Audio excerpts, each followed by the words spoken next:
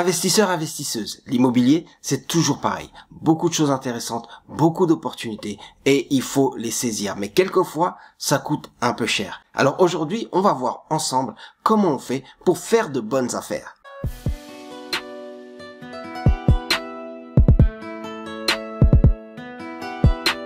Investisseurs, investisseuses, bonjour. Bienvenue dans cette nouvelle vidéo du Club des investisseurs immobiliers au Congo. Moi, c'est Serge Aliwania et je vous présente quelques astuces pour pouvoir investir dans l'immobilier au Congo et, si possible, faire du bénéfice, faire de la rentabilité. Parce que l'immobilier, c'est un business, mais l'immobilier, c'est surtout des investissements. Alors aujourd'hui, on va voir comment on investit dans l'immobilier et surtout comment on fait de bonnes affaires. Parce que c'est essentiel, faire de bonnes affaires, c'est vital pour avoir un portefeuille immobilier qui grossit. Si vous ne connaissez pas cette chaîne, abonnez-vous tout de suite, abonnez-vous maintenant et activez la cloche des notifications parce que vous allez avoir pas mal de vidéos qui peuvent vous intéresser sur l'immobilier, mais surtout sur l'immobilier au Congo et comment être rentable dans l'immobilier au Congo. Alors pour le thème d'aujourd'hui, c'est faire des bonnes affaires dans l'immobilier au Congo.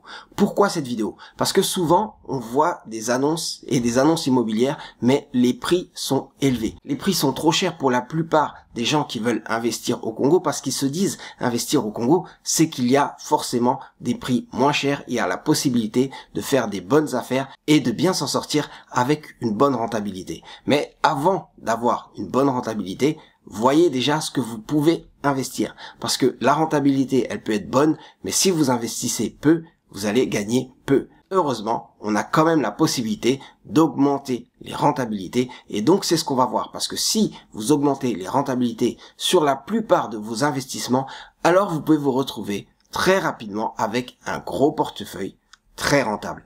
Mais quelles sont ces opportunités qu'on cherche? Quelles sont réellement les bonnes affaires? Les bonnes affaires, c'est quand vous avez la possibilité de faire une plus-value dès l'achat de votre bien. Si vous achetez quelque chose, là vous voyez qu'il y a la possibilité de faire une plus-value si il y a une différence entre ce bien et les autres biens du marché. Parce qu'en fait, on va tous faire une plus-value à la revente, mais le truc c'est que si vous faites une plus-value à l'achat, ça veut dire que si vous achetez moins cher que ce que permet le marché habituellement, alors vous avez déjà sécurisé une grosse partie de la marge que vous allez faire à la revente. Et ça, c'est super important. C'est les premiers critères pour faire une bonne affaire. Mais les bonnes affaires, ça peut être aussi quand vous n'investissez pas, quand vous n'achetez pas, mais quand vous vous lancez dans un deal immobilier et que là, vous avez des cash flows qui sont vraiment intéressants. Et les cash flows, ça vous permet d'avoir des revenus. Ces revenus-là font cette rentabilité et si la rentabilité n'est pas faite avec des plus-values,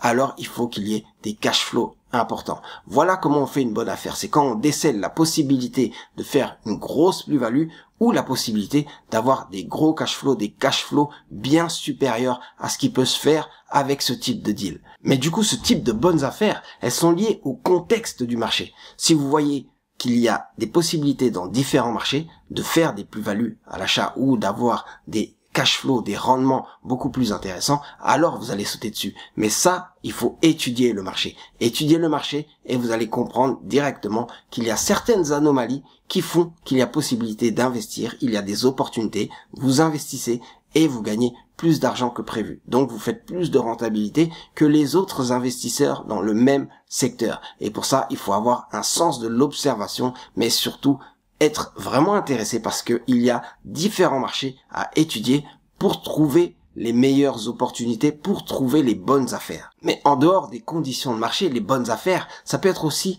avec le financement. Parce que si vous regardez ce qu'il y a possibilité de gagner sur terrain, et vous savez qu'avec l'effet de levier, vous pouvez multiplier au maximum la rentabilité finale de votre projet, alors vous êtes en présence d'une très bonne affaire. Voyons donc en détail comment vous faites pour trouver les bonnes affaires dans l'immobilier au Congo. La première chose, c'est forcément d'étudier le marché.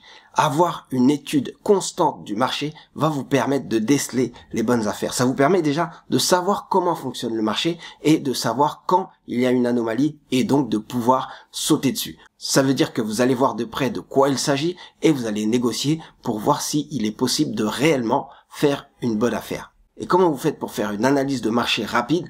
Il faut être dans des groupes immobiliers. Il y a des groupes immobiliers sur votre téléphone dans les différents réseaux sociaux où vous avez des offres, mais beaucoup d'offres immobilières sur le Congo, sur Kinshasa, sur Lubumbashi et sur d'autres villes au Congo. Vous rentrez dans ces groupes et vous êtes en veille. Vous regardez ce qui se passe, vous regardez les annonces, vous regardez les prix des terrains, vous regardez les prix des maisons, les prix des appartements et surtout, vous regardez les loyers que vous pouvez en tirer. Et avec ça, vous pouvez enregistrer sur un classeur des données de marché qui vont vous permettre de cibler directement quand il y a une anomalie de marché, quand il y a une opportunité à saisir. Soyez toujours aussi en contact avec les différents courtiers que vous pouvez avoir parce que eux, ils vont pas hésiter à vous envoyer en push à chaque fois. Dès qu'il y a une annonce, dès qu'il y a quelque chose, une opportunité, ils vont vous envoyer. Pour eux, c'est une façon de gagner de l'argent parce que si ça vous intéresse, alors il y a possibilité de faire un deal et qu'ils aient une commission.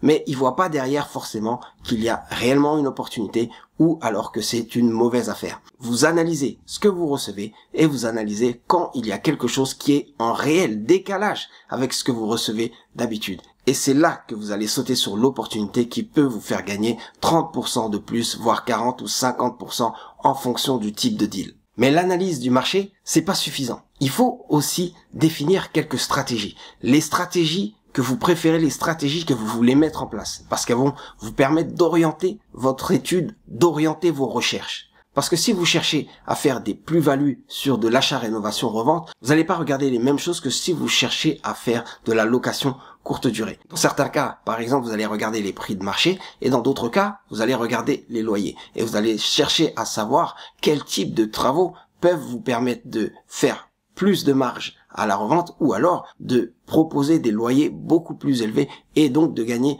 plus d'argent. Donc là, vous voyez encore que vous pouvez faire des bonnes affaires, mais de façon différente en fonction de la stratégie que vous visez. Donc, ayez une, deux ou trois stratégies que vous voulez mettre en place et avec ces stratégies, vous allez pouvoir trouver dans les différents marchés des opportunités, donc des bonnes affaires à faire. C'est enfin là que vous allez pouvoir passer à l'analyse des opportunités. Vous avez trouvé une opportunité, vous savez dans quelle stratégie elle peut s'appliquer. Maintenant, regardez plus en détail quels chiffres vous pouvez faire grâce à cette bonne affaire. Cette bonne affaire, elle peut vous rapporter 50% de loyer en plus. Faites cette affaire. Cette bonne affaire, elle peut vous rapporter 20 ou 30% de plus que des marges que vous faites habituellement sur un découpage de terrain ou sur un achat, rénovation, revente. Faites l'affaire. Vous avez la possibilité de revérifier toutes les métriques, de revérifier tous les chiffres, de voir les chiffres de la rentabilité, les frais. Donc vous entrez dans une réelle analyse de l'opportunité, une analyse de la possibilité de faire le deal. Et une fois que vous avez tous les métriques, ça veut dire qu'une fois que vous avez tous les chiffres possibles, tous les chiffres disponibles, vous regardez. Alors il faut regarder assez rapidement et avec le temps, vous allez pouvoir regarder de plus en plus vite. Mais une fois que vous avez la possibilité de regarder et de vous positionner rapidement, vous êtes sur une bonne affaire et il faut la saisir. Donc à ce niveau de la prospection, le temps c'est de l'argent. Il est temps de saisir l'opportunité. Vous avez analysé l'opportunité, mais avec bien sûr la possibilité de financement qui va avec. Vous pouvez avoir un financement bancaire, vous pouvez avoir un emprunt, mais vous pouvez aussi avoir la possibilité de faire un club deal ou la possibilité de travailler avec d'autres personnes, donc d'être dans des groupes qui font de l'investissement immobilier. Et une fois que cette possibilité est détectée, une fois que vous connaissez quel financement va s'appliquer, c'est-à-dire que le financement, il doit être déjà en place. Si vous avez des bonnes relations avec votre banquier, il y a un financement qui est prêt en cas de besoin. Si vous avez des bonnes relations avec vos actionnaires, alors vous avez déjà proposé qu'il y a la possibilité de faire des deals avec un certain budget. Si vous avez de bonnes relations avec d'autres personnes qui sont intéressées par l'investissement immobilier, avec la possibilité de présenter rapidement l'opportunité et montrer directement où vous pouvez faire du cash et du gros cash. Donc, grâce à ça, vous allez pouvoir mettre en place l'opportunité parce que le financement est là, l'opportunité est là. C'est le moment d'aller sur le terrain. Vous allez sur le terrain, vous allez discuter, vous allez négocier. Vous négociez les prix. Vous pouvez négocier le prix d'un logement, mais sachez que vous pouvez aussi négocier le loyer d'un logement. Parce que dans certaines stratégies, vous allez voir que vous allez être locataire ou vous allez être exploitant d'un bien immobilier. Donc il n'est pas à vous, mais il est possible de négocier les droits d'exploitation ou de négocier un loyer, tout comme il est possible de négocier un prix d'achat. Et d'ailleurs, pour le prix d'achat, vous remarquerez que sur les annonces, vous avez un prix qui est montré, mais vous pouvez facilement descendre au-delà de 20 ou 25% de ce prix pour avoir un prix que le vendeur peut accepter. Et quand je dis 25%, vous pouvez même descendre plus. Si vous avez les bons arguments, vous pouvez aller au-delà et faire réellement la bonne affaire. La bonne affaire, c'est quand vous avez un prix qui vous permet de dégager une marge, mais une marge sûre dès le début. Là, vous êtes en présence d'une bonne affaire. Une bonne affaire, c'est aussi quand vous avez la possibilité d'avoir des loyers qui sont beaucoup plus bas que sur le marché. Et ça vous permet ensuite de relouer le bien beaucoup plus cher quand il est meublé, que ce soit pour de la location courte durée, que ce soit juste pour de la location meublée, que ce soit pour de la colocation ou même que ce soit pour des bureaux clés en main. Donc il y a des opportunités, mais d'abord vous les trouvez et ensuite vous négociez pour avoir les meilleures conditions et là vous pouvez vous lancer dans une bonne affaire qui va vous générer des revenus pendant plusieurs années. Voilà donc en 5 étapes comment on fait pour faire une bonne affaire. En fait, c'était pour trouver une bonne affaire. Vous avez trouvé une bonne affaire et vous avez la possibilité de mettre le deal en place. Mais sachez qu'il y a possibilité aussi de créer la bonne affaire. C'est surtout ça en fait. Parce que créer une bonne affaire, ça veut dire savoir quelles sont les conditions de marché, mais aussi savoir quelles sont vos conditions à vous pour dégager de la rentabilité. C'est ça l'essentiel, parce que vous pouvez avoir certaines affaires qui ne sont pas bonnes pour votre voisin, parce qu'en fait, il n'a pas le financement et lui, il va payer plein pot pour pouvoir entrer dans ce deal, et d'autres affaires qui sont bonnes pour lui, mais qui ne sont pas forcément bonnes pour vous, parce que vous ne faites pas la même stratégie, ou alors vous ne travaillez pas de la même façon.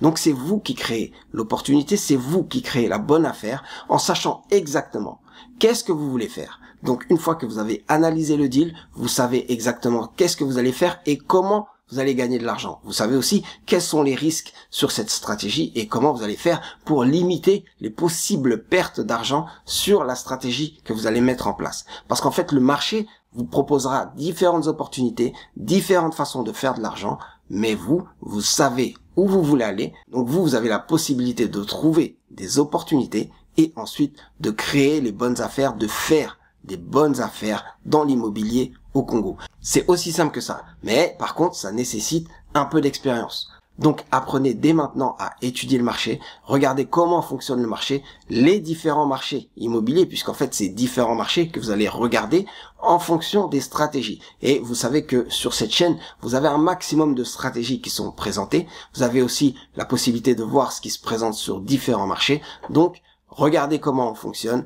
Et ensuite, sur le terrain, vous allez pouvoir travailler. Vous travaillez en analysant très bien les deals, en analysant votre situation, en préparant votre budget et enfin, en passant à la négociation. Parce que la négociation, c'est important pour trouver les bonnes affaires. Et quand vous êtes sur une bonne affaire, sachez que vous pouvez la mettre dans votre portefeuille immobilier et vous allez vous rendre compte que l'immobilier au Congo ne va pas vous décevoir. Voilà donc comment on fait pour trouver des bonnes affaires dans l'immobilier au Congo. J'espère que cette vidéo va vous aider à trouver des bonnes affaires dans l'immobilier au Congo, à faire de bonnes affaires et donc à vous lancer avec un maximum de rentabilité. C'est tout pour moi, c'était Serge Aliwanya pour le Club des investisseurs immobiliers au Congo. Restez connectés, restons connectés.